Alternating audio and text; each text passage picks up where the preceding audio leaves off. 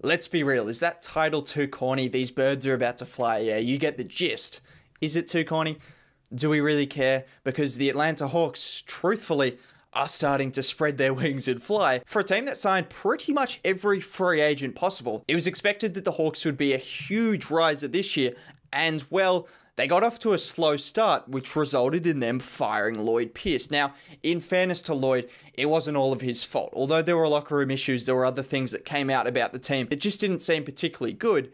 There were definitely injuries that unfortunately hurt the team. Even guys like Bogdanovich, Gallinari needed to get acclimated to the new team, all of those things.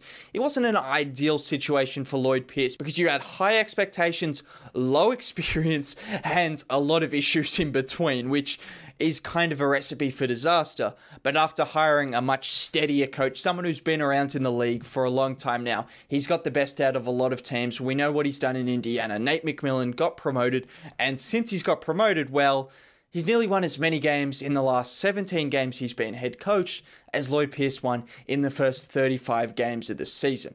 Because the Hawks have gone 13-4, have boasted a top 10 offense in the league, and nearly a top 10 defense over that period of time, which has me thinking, are the Hawks finally delivering on their promise and turning into that deadly playoff team that we thought they had the potential to be with all the scoring threat, with all the talent they have on their roster? Now, before I go any further, if you could drop a like on the video and subscribe to the channel, it would be much appreciated. It just really helps out how the video goes. It's free. It would be cool. Anyways, getting on with it, we have to start with context, and the reality is the Hawks have had a very nice run of fixtures.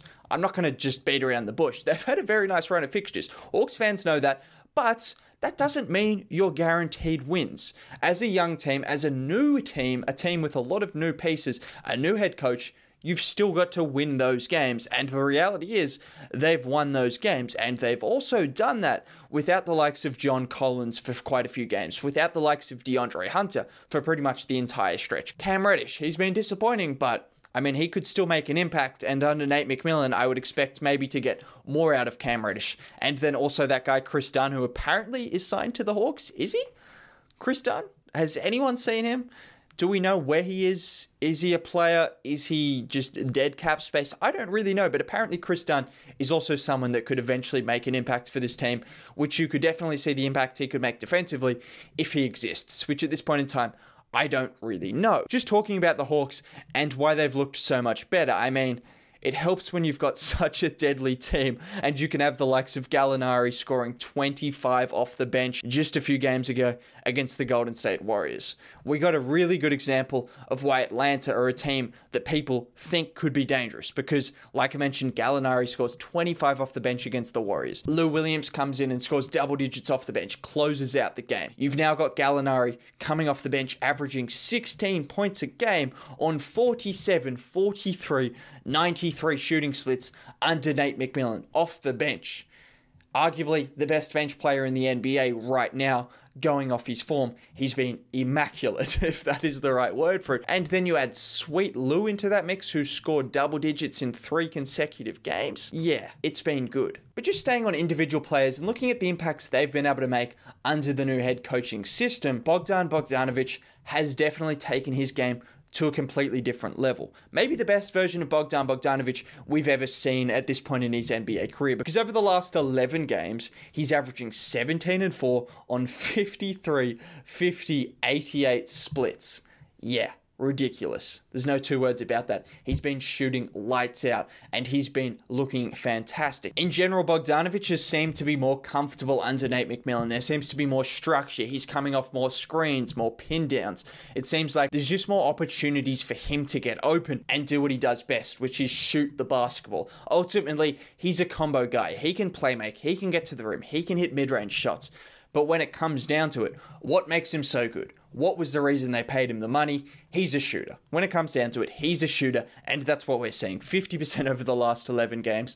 He's shooting the 3-ball lights out. I wouldn't be surprised if it stayed at 40% for the rest of the season on high volume. He's also been used in the pick and roll a bit more. He's someone who's pretty successful there. He's nearly scoring a point per possession as the ball handler, which has him in the top 70 percentile, which is pretty good. In general, the Hawks have been running a ton of pick and roll, which is what makes the transition between Trae Young as the starting point guard and Lou Williams as the backup point guard a little bit easier, because obviously Lou Will has made a name for himself as a pick and roll ball handler, and you have him coming off the bench doing a similar thing to what Trae Young is doing, and all of a sudden the offense doesn't look absolutely terrible. It doesn't look like a bunch of fourth graders, JV people, when Trae Young is on the bench. Now all of a sudden it looks competent because you've got Lou Williams, you've got Danilo Gallinari, Bogdanovich splits his time so he can handle the ball with the second unit. All of a sudden, it's not just Trae Young creating all of the offense, and you've got some more versatility in the offensive ranks. Now, a player we really need to talk about is Clint Capela, because he's been absolutely unbelievable for the Rockets. Bad joke. Was that a bad joke? I mean, in fairness, it was also a terrible joke for the Rockets to give him up for absolutely nothing. A 26-year-old who's one of the best 6 to 7 centers in the NBA, one of the best shot blockers, one of the best defensive centers, catches lobs, one of the best offensive rebounders. You get the point. He's a pretty damn good center. They gave him up for nothing, and the Atlanta Hawks are the beneficiary. He's also getting paid under $20 million a year over the next couple of years, which I would consider bargain. Is that a strong word? It's definitely an underpay. We'll leave it at that. Getting back to Capela's game, it just complements Trae Young perfectly. Does it not? It just does. He's a lob threat. He's an offensive rebound specialist. He's not just someone who gets his own missed shots and puts them back up. Obviously, he does that, but he's got length. He's got timing. He's got the ability to recognize where the ball's going to drop and then put it back, or relocate and then kick it out to a shooter. He's a fantastic rebounder. Then defensively, I mean, just watch the highlight after this video, of course. Don't skip the video just yet, but just watch the highlight of him blocking Zion Williamson.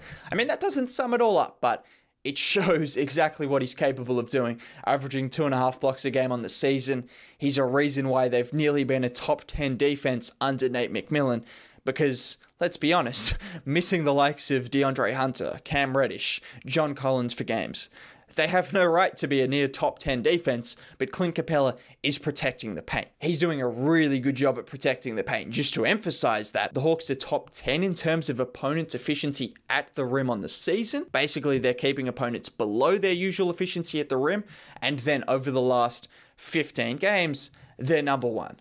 So Clint Capela has been a reason for this defense being able to keep opponents in check at the rim, because he's someone who scares opponents or he just sends them packing. It's one of the two, and he's been fantastic at doing that all season long. Then offensively, he's a threat as well. He's a lob threat. He's someone that screens well for Trae Young, and he's someone that, if you've got Trae Young and Clint Capela in the pick and roll, which they do all the time, the Pelicans had no answer for it. Just recently, the Pelicans had absolutely no answer, and that was allowing Trae Young to basically just stroll to the rim and float it up and in every single time, because the Pelicans wanted to sag off and keep Capela from dunking. Well, just give Trae Young an easy layup. Come towards Trae Young, give Capela an easy dunk. You see what I mean? It's why it's so effective, because Clint Capela is an elite vertical threat who runs the floor really well, and it's why he's a really good center. A really good center. I'm not going to say elite, but he's really damn good. Now, I talked about their defense, which a lot of it has to do with Capela anchoring the defense, keeping opponents under wraps at the rim. Offensively, does anything really need to be said? They've got a lot of talent, but in general, they run a ton of pick and roll. A ton of pick and roll. There's nothing wrong with that. I mean, it's working for them, but Trae Young runs the most pick and rolls in the NBA, and then Lou Williams, in a short sample size, only 3 games, is currently 11th in the NBA on average for pick and roll ball handling. Off the bench, after just joining the team, is 11th in the NBA, and Trae Young is 1st. That is ridiculous.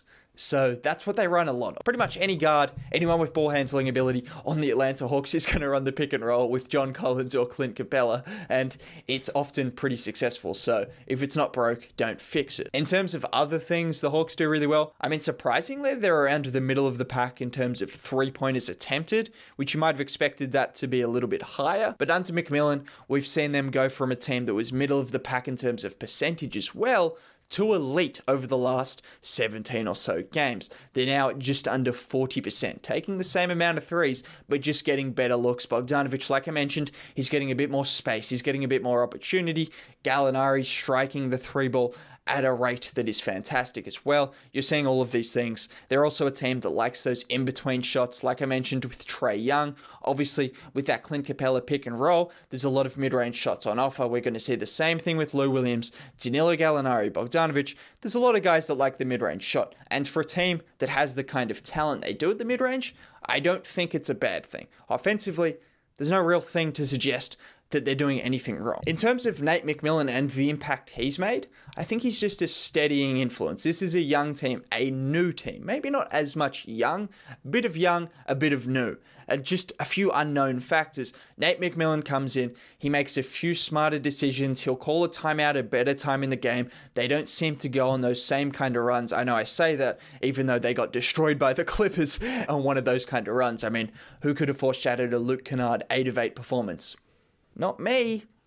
Yeah, so that happens, but apart from that, in general, they've been able to keep their leads over the last 15 games. They've been able to play better on the defensive end of the floor. Offensively, they're more fluid. They're getting better looks for their guys that can make those kind of shots at such a high rate and efficiency.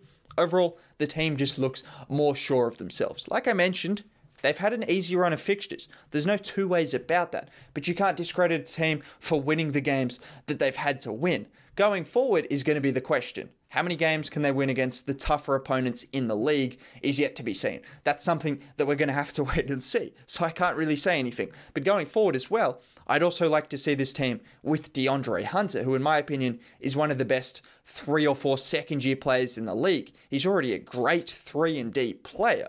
John Collins, once he gets back healthy. I mean, heck, Cam Reddish coming off the bench, Chris Dunn coming off the bench. Lou Williams is only going to get more acclimated to the team. There's a lot of reason to still think this team's not even come close to reaching its ceiling. I mean, they've only played 17 games under their new head coach as well. Despite them having easy fixtures, I think there's still reason to believe they're only getting better, which is why I think the Hawks are a team that is starting to look dangerous. In terms of their ceiling this year, I think it's too hard. I'm going to sit on the fence. I've got no idea because I haven't seen them fully healthy under a new head coach. It's that simple. What else needs to be said about this Hawks team? They're a team that under Nate McMillan has really found their wings. Is that corny? I don't know. That's a good way to end the video because that's it. That's all I've got to say. Atlanta are starting to find their rhythm. Anyways, have a good day. If you enjoyed the video, drop a like on it. Subscribe to the channel if you're new. Anyways, that's it. I've said that a few times. Have a good day. I'll catch you next time. Bye.